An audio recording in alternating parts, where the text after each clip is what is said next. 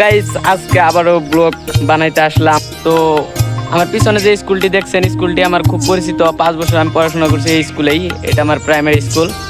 তো এই দিক আমি বেড়াইতে আসছি আর কি, অনেকদিন পর আইসা দেখি এই পুকুরটা ছিল আগেও।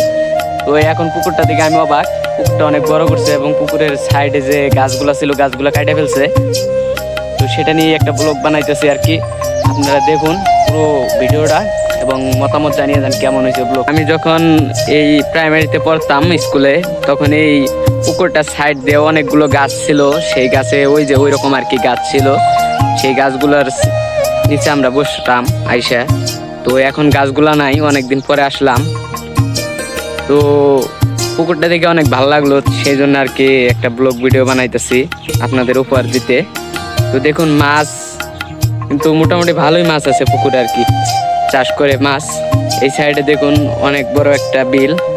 তো বিলে ওই দেখুন ওই সাইডে অনেক পোলাপাইন মাছ মারতেছে। তো দেখুন ভিউটা কিন্তু অনেক সুন্দর।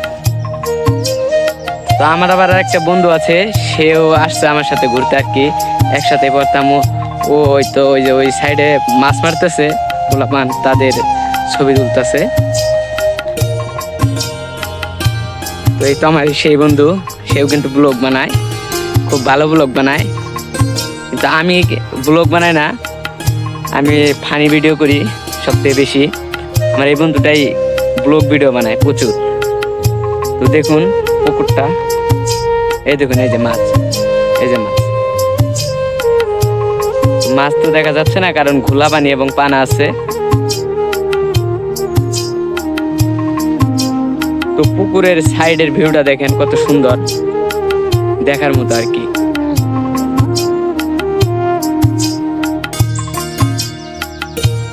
পুকুরটা প্রচুর অনেক বড়। তো দেখুন এখন আবার পার দিয়ে আর কি সুপারি গাছ লাগাইছে, পেঁপে গাছ লাগাইছে। তো বেশি দিন হয় না লেবু গাছ লাগাইছে, অনেক লেবু ধরছে দেখুন। তো যাদের পুকুর আছে, পুকুরের পাশে এরকম লেবু গাছ লাগাইছেন, সবাই কমেন্টে বলে যাবেন।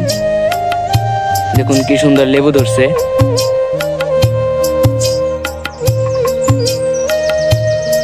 তো ভিউটা কেমন সেটা বলবেন।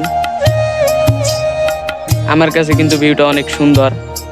তো আপনাদের কাছে কেমন লাগে ভিউটা জানাবেন।